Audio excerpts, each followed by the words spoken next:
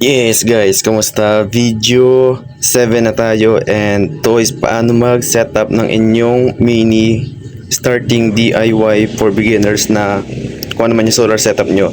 So nag-ready ako ng malilit na equipment dito. Meron tayong controller, meron tayong battery, meron tayong, ang tawag dito, inverter, mga basic na gamit. Syempre andito yung mga wires natin, fuse for safety purposes, another screwdriver, terminal lugs, and ano ba tawag dito, black kineme, kumutan ko.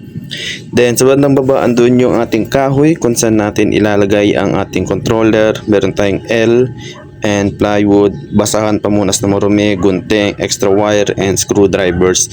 Yung solar panel ko is nasa kabila lang netong pader na to, doon na siya nakasetup na. So ito is kung paano lang mag-wire ng inyong solar setup sa napakadaling paraan, and explain ko kung bakit at ano yung mga dapat nyong iwasan. So ayun lang.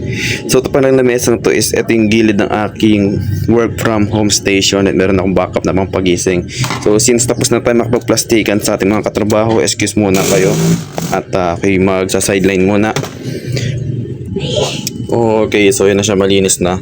So umpisahan natin ngayon, and I highly suggest na gumamit tayo ng plywood. Dito lang naman natin ilalapat yung ating solar setup. Pwede siyang raw kahoy, pwede siyang balutan ng papel. And yung pagbabalot pala ng wallpaper is syempre for aesthetic purposes, for design purposes siya. Pero balot at your own risk kasi flammable po ito. Yung papel, kahoy, yung wallpaper, flammable po yan, lalo may mga chemical. So kung gagamitin nyo siya, it's at your own risk. Pinaka-safe daw is yung bakal. Siyempre yung bakal is non-flammable. Or ipaskill nyo sa semento, magbutas lang kayo, lagyan yung tox. Pwede nyo siyang i-drill sa pader. And ito is kahoy. Kung risk taker ka, it's worth the risk. Kasi ang kahoy is pwede mong bitbitin and magaan, madaling setupan. So kung magdi-DIY ka, madali mo siyang maililipat-lipat there and there. Kaya okay siya. Pero siyempre at your own risk pa rin. Hindi naman siya masusunog kung nasusunod mo yung mga safety protection gaya ng paggamit ng mga ganito, fuse, tamang kapal ng wire, tamang higpit ng connection, yung battery walang short, yung mga wires hindi short circuit. So kung nasusunod naman yung ganyan is hindi siya mag-short circuit sa ibang setup nyo. Pero kung risk taker ka, kasi may nakita akong setup, nakatusok yung wire niya dito, walang insulation, pure copper, talagang 1 centimeter lang yung pagitan niya dito. Eh kung ganun ka risk taker, then it's up to you. Pero yun lang, for safety pwede kang gumamit ng bakal, i-diretso mo sa pader, semento. Pero kung masusunod mo naman yung standard na kapal ng wire, mga fuse, then okay na to kahit paano. So meron tayong L kasi lalagyan ko ng ganito dito, and dito ko ipapatong yung battery. Bali nakaganyan siya. So ganun yung gusto kong setup. So gagawin ko na to. Tuturuan ko lang kasi kung paano mag-wiring ng inyong solar setup. For beginners, eto yung hindi ko nagawa dati nung bago pa lang ako, yung gumamit ng mga ganito. So akala ko wala siyang purpose, pero ang ganda pala niya. Tsaka yung mga ganito, yung pala mga to ilalagay ko sa link sa yung mga link ilalagay ko sa comment section and sa description para may idea kayo kung saan ko nakakuha at nabili. So ito pala is terminal block lang siya, low quality, low amps pala, hindi siya low amps. Dito mo lang siya pwedeng isaksak yung mga wire bago mo isaksak dito. Kasi kapag nagsa-solar setup ka, unscrew ka nang dito ng unscrew, lumuluwag yung mga terminal nito, bumababa ang kalidad, minsan hindi na siya mahigpit, yung akala mong masikip na, nahuhugot pa rin pala.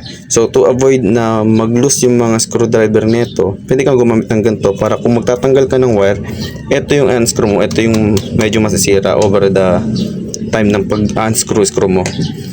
So syempre, unang tip, kung first time mo magsa-setup and mag-wiring, I suggest gumamit ka ng wire na magkaibang kulay. So ito, sample is itong inverter na to. Meron siyang red and black na wiring. And ito is label para malaman lang kung alin yung positive at negative. Since we are running on DC, kapag nag-solar setup ka, DC is direct current. mahalaga na ma-identify mo kung nasaan ang positive at negative ng inyong solar setup. So, kung wala ka pa masyadong alam na technique para matandaan kung ano yung positive sa negative, I suggest use colored wire gaya nito, red and black. May nabibiling mga ganito, isang mahabang roll yun na siya na red and black, and mas makapal, syempre mas mahal. Kung wala kang mabilhan ng ganito sa inyo, walang colored wire sa inyong suking tindahan, anywhere na meron ka, pwede mo pa rin gamitin. And I suggest pa rin na siyempre gamitin mo yung tamang kapal. Ngayon, kung wala kang colored wire, pwede mong gawin is unahin mo lahat ng positive muna, i-connect mo siya lahat, then sa susunod later is yun ng mga negative naman, parang ganyan, para lang makita mo kung ano yung mga positive, kung ano yung mga negative. So, siyempre, dito sa inyong charge controller, lahat ng controller is merong pagsasaksakan ng positive and negative input ng solar panel, and meron ding positive and negative para sa battery. May ibang controller na merong ganito, saksakan ng positive and negative ng load, yung iba is wala. May additional din to na saksakan ng USB, yung ibang controller meron, yung iba is wala. So, depende sa model and brand ng controller na makukuha nyo. So, andito siya. May kita nyo siya yung label dito, yung plus, minus, plus, minus, plus, minus. So, pag plus, positive, negative is negative. So, yun lang siya. So, ang gagawin natin, meron tayo ditong 4 na slot. Lalagay natin yung positive, negative ng panel, and yung another dalawa is positive and negative ng battery. Yan na siya. So, naikabit na siya. So, pinas forward ko na lang and in-skip ko na siya sa video, pero basically ganito lang naman kailangan yung gawin sa umpisa. Gamit ka lang ganito, and yung positive sa pinakauna, pangalawa, pangatlo, pang-apat. So, ang mangyari niyan is nandito na yung positive ng inyong panel, negative ng panel, positive ng battery, and negative ng battery. Alright. Ayan na siya. Okay. Okay, so sa unang part, ang kailangan nyo gawin is, ang goal nyo is i-connect ang battery ng inyong solar setup sa inyong solar charge controller. So ito po yung pinakaunang kailangan gawin para lang ma-energize ang inyong controller. Pagkasaksak nyo ng inyong battery, magkakabuhay ng controller, makikita nyo na agad ang voltage. Okay, so mandumi na pala nito. So, simple lang. Itong sa battery to, andito yung positive and ito yung negative. Red and black. And sa iba is meron ding label. Ayun, ito para may label to. Yun yung positive, yung plus, yung negative, minus. So, hindi kayo dapat malito sa pagkakabit nito sa inyong controller, kasi pag kinabit nyo siya ng mali, it's either masira, masunog, or hindi gumana ang inyong solar setup. So, same thing, gagamit lang tayo ulit ng wire para isaksak siya. So, since nasa gitna yung battery, so ito siya. Dito nyo ngayon i-connect ang battery. So, ganun lang din. Tusok nyo to. Tusok. And yung negative tusok. And dulo nito is pupunta sa inyong battery. Okay, so ayun na siya. Tayo pala ako. Ayun na, nakabit na yung positive and negative. Isinundot ko lang siya real quick muna. Pero, as you can see, ayun, binabasa na niya 12 volts, very low bat. Ginamit kasi namin to, biyahe kami ng 10 kilometro, and ito yung ilaw namin sa gabi sa e-bike na dinadala ko. So meron kaming dalawang flashlight sa e-bike. Dito siya gumagawa ng energy. So low bat siya ngayon. So i-charge ko siya ngayon gamit to mismong solar setup na i-build natin. Ayan na. May reading na siya. So that's the step 1, i-connect ang inyong controller sa battery. Then after yan, na-figure out mo na kung ano yung magiging itsura niya. So ganyan siya sa inyong plywood. Okay. So dito ako maglalagay ng sapin, gaya nito. Dito. Para dito siya papatong. And ito yung magiging suporta niya sa ilalim para buhatin yung battery.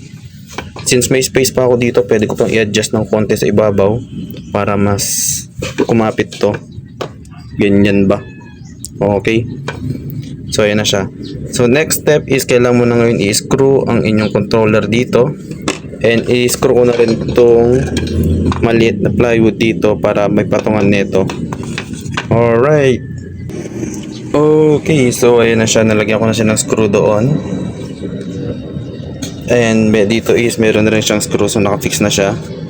Then next is hahanap kayo ng pader sa inyong bahay na kung saan nyo pwedeng iset up to na very accessible lang para kung sakaling biglang uminit, sumabog na alam nyo na something kung ano man nangyari, madali nyo mapupuntahan, maapula. And dapat is yung well ventilated pala. Kita nyo, well ventilated, eye level, malayo sa abot ng mga bata. May access papuntang bintana or anything na daan palabas para sa pasukan ng inyong wire sa solar panel dito. And accessible din siya para pag naglagay ka na ng ganito is madali mong mahuhugot sa stock ang inyong appliances. So ayun, hanap kayo ng ganyang lugar. And to me, dito ko lang siya ilalagay. Yan. So very accessible. Andito yung work from home ko, setup ko. Andito yung controller ko, kitang-kita ko. And andito yung panel ko. Andito lang siya. Ayun o. So yan, kitang-kita. Nambit na yung mga basic na ganun. So, i-screw ko na siya ngayon dito. Alright. Uy! Ayan na siya. Ayan na siya. Sinasabi na nga ba. So, nakakonect na siya. Nakasetup na siya. Nakabitin na rin. Okay, kitang-kita. Malinis na malinis. Pero sorry, magulo siya sa mata ng iba. And guys, mata-mata din lang yung tabing, hindi yung tabing eh. So anyway, ina siya, nakasetup na. So meron ka na ngayong controller na nakapaskil sa pader, may battery, patungan. So ayan na, unti-unti nyo nang nabubuo ang inyong solar setup para sa inyong bahay. Next is, kailangan nyo na ngayong i-connect ang inyong solar panel. So syempre, kailangan nyo pa rin tandaan, be aware always kung ano ang positive and negative ng inyong solar panel. Kung nakapaskil na o nakapatong na sa inyong bubong ang inyong solar panel, takpan nyo muna ng mga kumot, karton, anything na pwede nyo ipatong sa ibabaw niya para walang dumali na kuryente muna habang inaayos nyo, or ibaliktad nyo muna. Basta makuberan lang siya para lang sure na walang dumadali na kuryente bago nyo set up. Kasi pag nagdidikit po ang itong positive at negative at energize siya or may dumadali na kuryente na arawan, mag-spark siya. So yun yung kailangan nyo munang iwasan habang nagsiset up. Mahirap nang kiligin sa kuryente. Alam yun. So syempre, ganun pa din. Negative sa negative dito. Layo pala. Negative dito. Syempre, susundan nyo pa rin to. Yung positive and negative ng controller. Andito siya. So dito may kakabit kayo yung positive. And dito may kakabit yung negative. So ito siya. Let's go! Okay. So you successfully connect na the wiring of your solar panel. Charot lang sa English. So konektado na ang inyong kable ng inyong panel papuntang controller. So as you can see, magbabago ang logo niya. May makikita kang nagbi-blink-blink sa inyong controller. And that indicates na energized na or may dumadali na kuryente at nagcha-charge na ang inyong battery. So time check pa lang ngayon is 6:30 AM. Wala pang masyadong araw, so wala pang pagbabago sa voltage, pero mamayang tanghali goods na ito. Cha-charge na siya. So ang kulang na lang is ang ating protection at ang ating inverter. So ang inverter, meron ka dyan dalawang option. As you can see, meron tayo ditong bakanting space pa. Ito po is depende kung risk taker uli kayo. Pwede nyo isaksak dito ang inyong inverter, pero not very recommended. We suggest na idirekta nyo sa battery ang inverter. So let's say na-assume na nakabili ka na ng inyong pangarap na inverter. Ito na siya. Ay sorry, yung camera. Yan na siya. So saan ba ito pwedeng ilagay nang hindi siya nakaka-istorbo?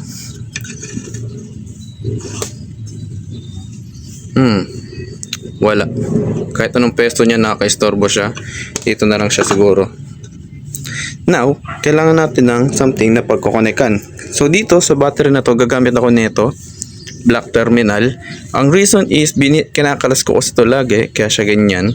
And ito yung kinakabit ko sa aking e-bike para magsilbing battery ng aking ilaw. May sariling ilaw pong e-bike ko, yes po, pero nagkabit lang ako ng external na LED light para mas malakas ang ilaw kasi yung ilaw ng mismong e-bike is napakahina. So nagdadala ako nito para dagdag battery, mas malakas ang ilaw, and clip fan nagdadala ko, dala ko rin to, tsaka to. So ngayon gagamit ako nito para madali ko siyang makalas, kasi kung dito lang siya, kailangan ko siyang i-unscrew, i-screw ulit dito, and eventually malulusen siya. Unlike nito na ganito lang siya, ganun lang oh. Yan oh, napakadali lang niyang ikabit and tanggalin and ikabit. Kaya gustong gumamit ng ganito sa akin mga setup. So ang kinaganda rin nito is meron siyang positive and negative indicator. Siyempre kita nyo magkaibang kulay, may blue and may orange.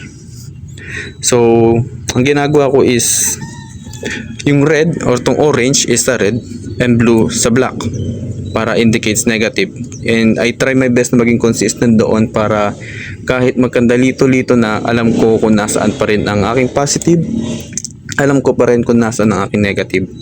So gagamit ako ng ganito dito. Let's go! Yeah ba? So ayan na siya. Unti-unti nang gumagulo ngayon ang inyong solar setup. So as you can see, ginto lang naman ginawa ko, simple lang. Pinadaan ko lang sila doon, both ways. Ayan.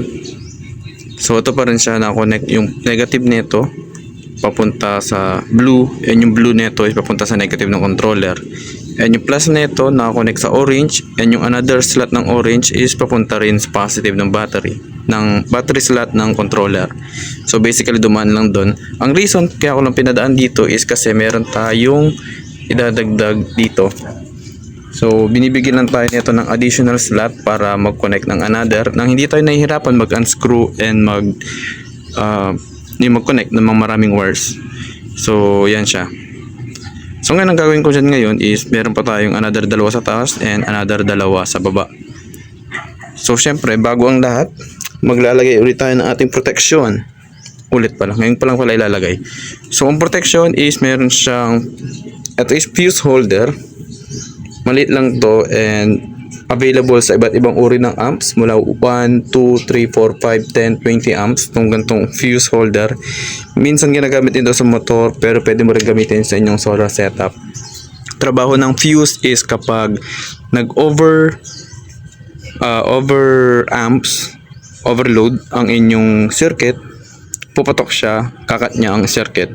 So safe ang inyong setup, hindi masusunog.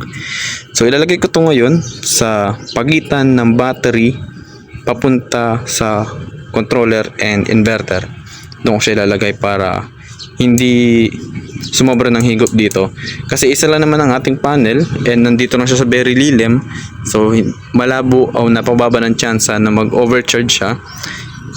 And isa lang ang medyo panganib, which is kapag nasobran tayo ng gamit nito. So dun tayo maglalagay sa pagitan ng battery ng inverter. So huhugutin ko yung isang wire dito kung saan nakakonect papunta sa battery, and dun ko ilalagay ang fuse. Syempre observe pa rin ang positive and negative, pero since isa lang tong fuse, sa positive na linya ko lang siya ilalagay. Papalitan ko lang yung wire mula battery papunta dito. Yeah ba? So ayan na siya. So ganito lang siya. Positive is yung sa positive. So ang gagawin na itong fuse na to is anything na pag may dumaang ampere na mas mataas sa capacity niya, puputok siya and magtitrip. Yun lang naman. It's either overcharge or na overload ang ating inverter, magtitrip siya since nasa pagitan siya ng battery and yung connection ng inverter at solar charge controller. Doon ko siya nilagay. So para either way, pwede siya mag-trip doon. And now, ikakabit na ngayon natin ang ating inverter. So since meron tayong ganito, dito natin ngayon i-connect ang ating inverter. So yun lang din, same, since meron tayong pula dito, which means it is a positive. Suksok mo lang dyan. And meron tayong negative. Suksok mo lang din dito. And close. Ganun po kadali mag-connect gamit tong control, ito kung matawag dyan, black terminal. And yung may green na siya, so energized na siya. So pwede na natin siya ngayon gamitin at mag-charge ng cellphone.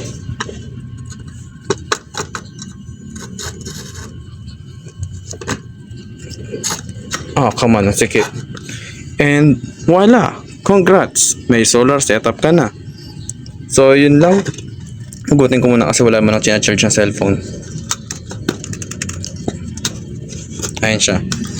And nga pala sa output nito is 220 volts na siya, so beware. 220 AC na siya, and ito na po yung medyo nakakakilig na siya na pag hinawakan mo, tinouch-touch mo yung loob, or kapag sinundot-sundot, you make sundot-sundot to the opening nito, pwede ka nang makuryente dyan, kahit ganun dyan lang po siya kaliit, no? Kasi AC 220 volts na po siya. Unlike ng DC na kahit hawak-hawakan mo ganyan, or kahit i-short mo pa siya gamit ang inyong dalawang daliri, nothing will happen to you. So, okay lang po pag-disip. Unlike ng AC, nakakakilig na po siya. So, ngayon, since walang switch ang ating inverter, hugutin ko muna ang isa para mamatay. At let's hayaang mag-charge ang ating battery sa controller. So, yan lang po. Congratulations! You build your own DIY solar setup na po. And kung medyo may naguluhan kayo, feel free to comment lang po. Sinadya ko po medyo maging gumagulo ang ibang part para mag-comment kayo. Kasi pag maayos, walang nagko-comment, nanonood lang. And wag po makalimutan mag-subscribe kung medyo nainis kayo. So salamat po sa mga nanood. Thank you.